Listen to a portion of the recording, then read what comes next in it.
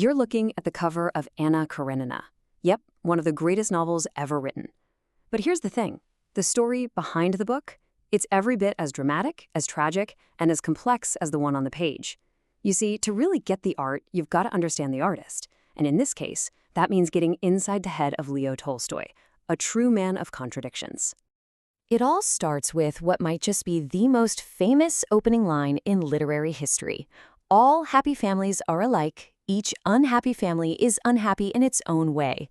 Wow, that one sentence, it does so much more than just kick off a novel about a tragic love affair. It's really a deep dive into the messy, complicated world of human nature. And let me tell you, that was a subject its author, Tolstoy, knew inside and out.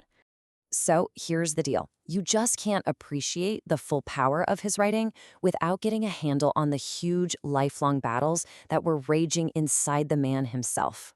It's like a constant war was going on in his head. So that's what we're going to dig into today. The big question is, who was the real Leo Tolstoy? All right, let's start with the absolute core of it all, the fundamental battle that pretty much defined his entire life. We're talking about his inner war. This was a conflict that started right from his birth, a clash between who he was born to be and who his conscience told him he should be. Okay, first things first, you have to understand, Tolstoy was an aristocrat. I mean, a full-on count. He was born in 1828 into just immense wealth and privilege at his family's estate, a place called Yasnaya Polyana. Right from day one, he was the master of this huge property and, get this, because it sounds crazy to us now, the owner of 330 serfs. And this is the conflict that really tore him apart his whole life. On one side, you have the aristocrat, right? The landowner, the fancy gentleman, who loved a good party, loved to gamble, just lived a life of total excess. But then, fighting against that every single day, was the ascetic. This was the part of him that felt for the peasants, the part that wanted to be a deep moral philosopher, the guy who was just desperate to live a simple, meaningful life. And believe me, this wasn't some quiet, internal struggle. Oh no, he wrote about it obsessively in his diaries. I mean, they're just filled with these raw, painful descriptions of his ichsavashlar, his internal wars. You can just feel it on the page, this constant, exhausting tug of war between what he wanted and what his incredibly demanding conscience told him was right. So the question is, how does a guy this torn up inside become one of the greatest writers the world has ever seen? Well, it turns out all those intense life experiences, that was his raw material. He was an author forged in some pretty extreme places, from the battlefield to, of all things, a schoolhouse. I mean, his early career was just a total whirlwind. In 1851, he joins the army, probably looking for some discipline. Just a few years later, he sees the absolute horror of the Crimean War firsthand, and it completely cements his hatred for war. Then, and talk about a pivot, he goes home and starts a school for peasant kids, trying out all these radical new teaching methods. And all of that life experience, all that intensity, gets poured into his work, leading up to 1869, when he finishes War and Peace and basically becomes a living legend. But here's where the story takes a really dramatic turn. Right when he's at the absolute peak of his creative genius, that inner war we talked about, it just explodes into a full-blown crisis. This next part of his life is all about his greatest work of art going head-to-head with a brand new, radical moral philosophy he created.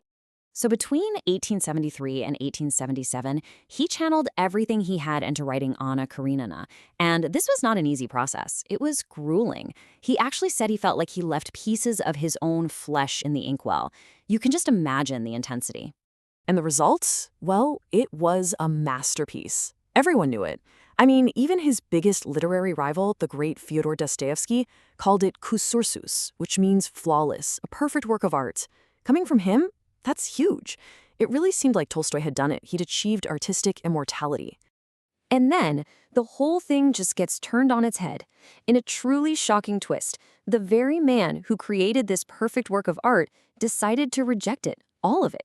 He started to see his own incredible novels, Anna Karenina included, as basically sinful.